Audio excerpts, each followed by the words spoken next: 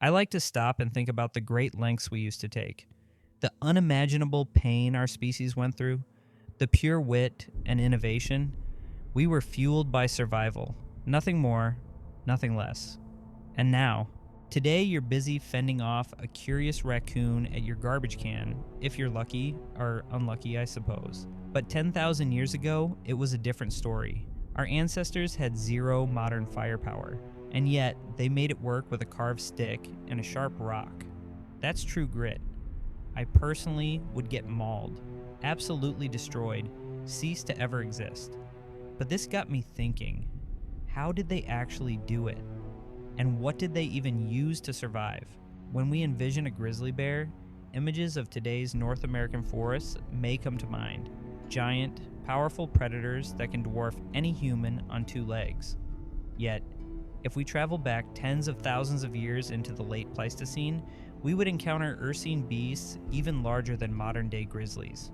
Some scientists point to species like the short-faced bear, Arctodicimus, which roamed the parts of North America, and is sometimes colloquially lumped together with the giant grizzly moniker.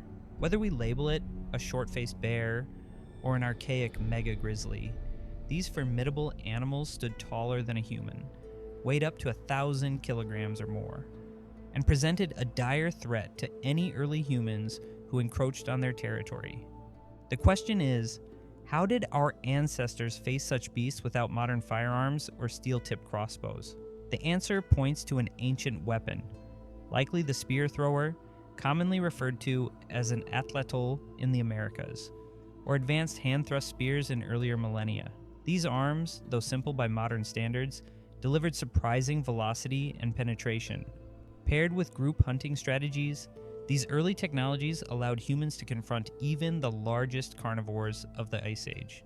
In this video, I want to examine the nature of these Pleistocene grizzlies, clarify the ancient spear or atlatl technology, and reconstruct how determined human hunters overcame one of the most imposing mammalian predators in Earth's recent history. Beyond the heroics, this intersection of apex predator and innovative weaponry highlights humanity's ingenuity and the precarious balance that once existed between man and bear. To understand the notion of the largest grizzly, we must appreciate that the late Pleistocene introduced a range of megafauna, including the short-faced bear, Arctodicimus, sometimes nicknamed the bulldog bear. Although not precisely a modern grizzly, it belonged to the same subfamily, Ursinae. Fossil evidence suggests adult males could stand over 1.5 meters, 5 feet, at the shoulder on all fours, and well over 3 meters, 10 feet, upright. Weight estimates vary, but 450 to 900 kilograms or more are often cited, enough to overshadow many extant bears. Its limbs were long, possibly indicating speed on open plains or in transitional woodland steppe habitats. The late Pleistocene environment in North America was changing. Ice sheets retreated in cycles, grasslands spread in some areas, while boreal forests or shrublands dominated others. Meanwhile, an influx of human populations, Paleo-Indians or earlier archaic groups, arrived across the Bering Land Bridge, bringing with them advanced stone tool technologies. Their presence introduced new competition for large fauna like bison, mammoths, and these imposing bears. The short-faced bear might have been partly scavenger, partly active hunter, potentially forcing direct conflict with humans at carcasses or water sources. While modern biology differentiates the short-faced bear from the Ursus arctos species, true brown grizzly bears, popular retellings sometimes blur them together into a giant grizzly. Some also note that earlier forms of the brown bear in Pleistocene contexts could have grown large under favorable conditions. Regardless, the essential premise stands. Early humans contended with ursine predators of enormous size. The forging of effective weapons was not a mere advantage. It was a matter of survival. Taking down a creature that could weigh up to a ton required cunning, group tactics, and specialized weaponry that harnessed the best physics available to Stone Age peoples. Human settlement in North America, somewhere around 20,000 to 15,000 years ago or earlier, depending on evolving research, led to the development of Paleo-Indian weapon systems. Classic examples include the Clovis spear point tradition, circa 13,000 years ago, recognized for fluted stone projectiles that attach to wooden or bone shafts. Over subsequent millennia, these projectile technologies diversified, giving rise to specialized forms for different game, from large proboscideans, mammoth, mastodon, to more mobile prey like bison or deer. Encountering a giant bear, whether short-faced or a robust Pleistocene brown bear, posed a dire challenge. Traditional thrusting spears forced hunters to dangerously close range. Archery was not yet widely established across the continent in the deeper Pleistocene or early Holocene transitions. Consequently, a new means of launching spears with improved range and power likely emerged in many regions, the atlatl or spear thrower. This lever-like device dramatically augmented the throwing velocity of a light spear or dart, enabling hunters to pierce thick hides from a safer distance. Humans rarely confronted these giant bears alone. Communal drives or ambush methods might corner the animal against natural barriers, cliffs, rivers, or brush. Skilled throwers using atlatls could volley multiple spears, while others readied heavier thrusting spears or clubs to finish the job if the bear charged. Such synergy of group strategy and specialized weapon design was pivotal to tipping the balance against a predator known for savage strength and resilience. If the hunt succeeded, the bear's hide, bones, and meat provided resources invaluable to Paleolithic communities. Over time, success stories and failure stories would inform cultural myths or ritual significance, possibly spurring improvement in weapon design and technique. The atlatl, a term derived from the Nahuatl language, is effectively a short rod or board with a hook or socket at one end, into which the base of a light spear, often called a dart, fits. By extending the thrower's arm length, the atlatl increases the dart's launch velocity and range compared to a simple hand throw. This can double or triple the kinetic energy delivered on impact. Stone or bone points attached to the dart shaft ensured lethal penetration. The atlatl is not unique to North America. Parallels exist worldwide, e.g. the Solitrean spear throwers in Paleolithic Europe, or Wumaras in Australian Aboriginal cultures. Though not matching modern bows and rate of fire, atlatl darts can travel over 60 to 70 meters with substantial force, possibly enough to embed into large game. Skilled atlatl hunters could, in the best circumstances, keep some distance from enraged prey.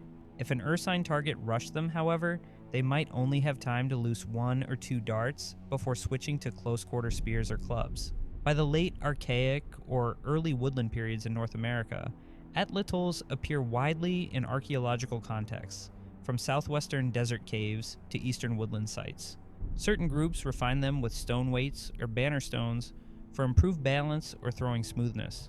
Although overshadowed later by the bow and arrow, which spread more intensively around 1,500 to 2,000 years ago in many parts of North America, the atlatl reigned as the go-to projectile system for large game hunts, and presumably for defense against massive predators for millennia.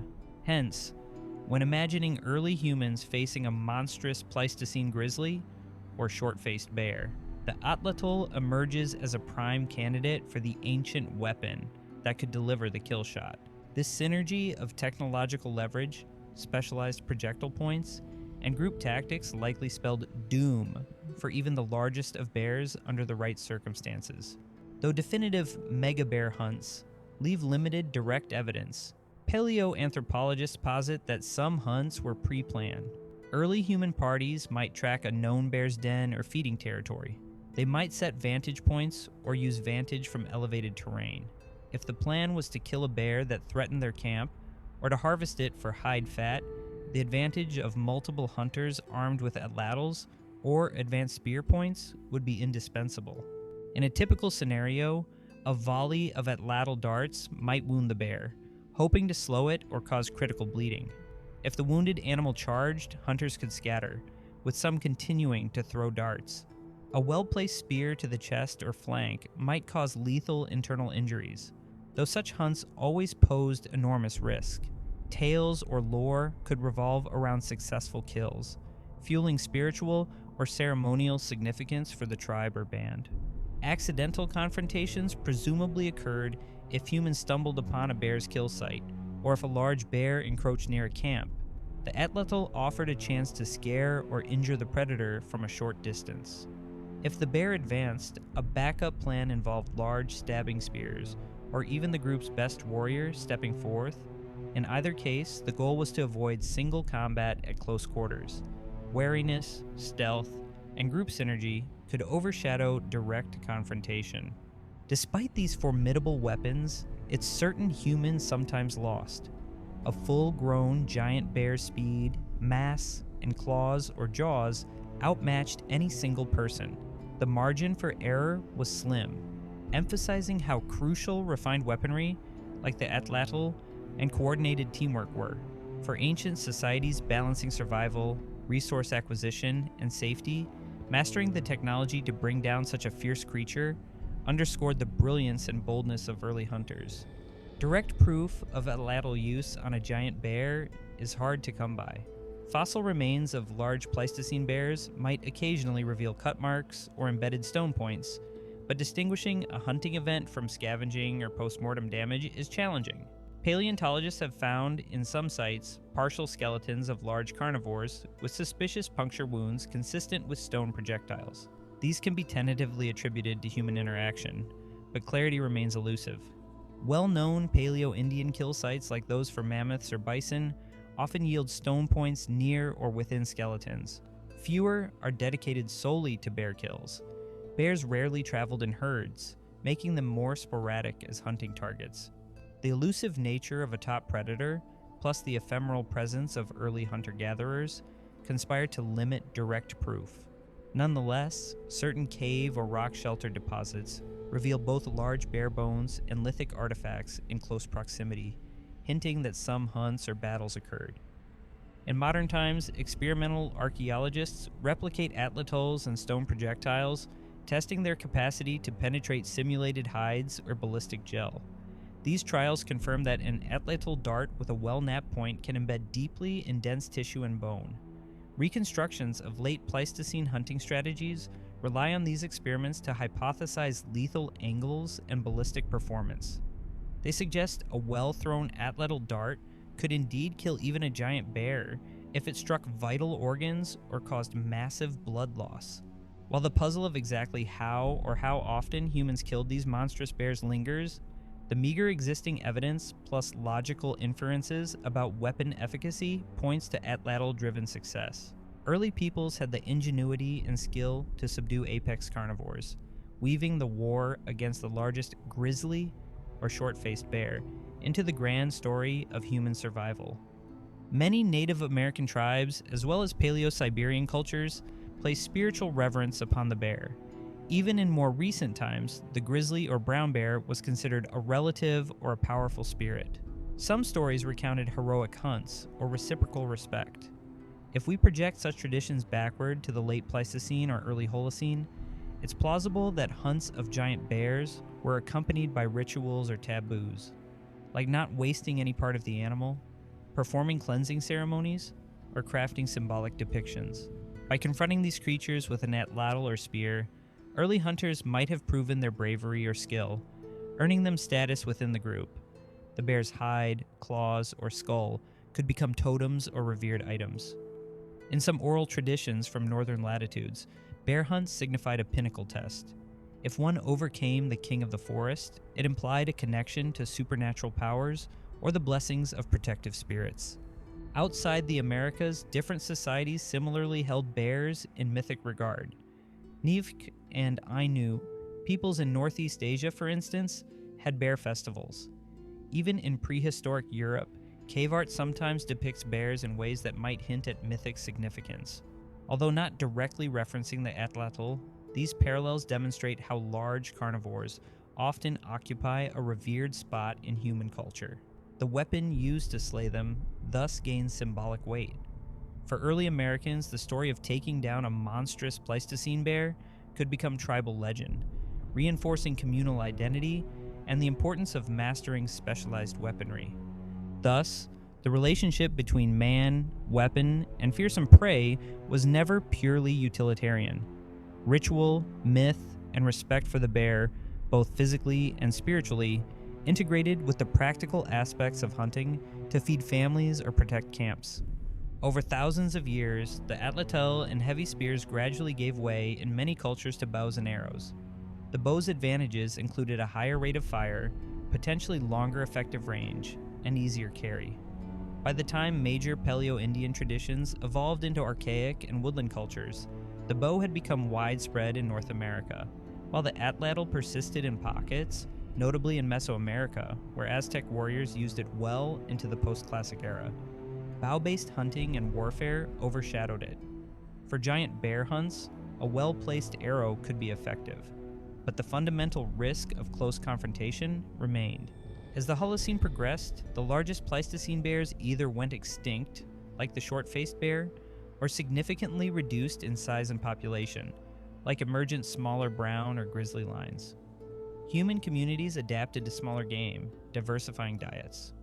Over time, new interactions, European colonization, the advent of gunpowder, further eroded the necessity of atlatls or similarly ancient arms. Rifles, pistols, and steel-tipped crossbows simplified the challenge of bringing down large predators. Yet the memory of that ancient weapon that once toppled the mightiest grizzly remains embedded in archaeological remains and indigenous lore. Modern hunters use high-caliber firearms or compound bows to handle large bears.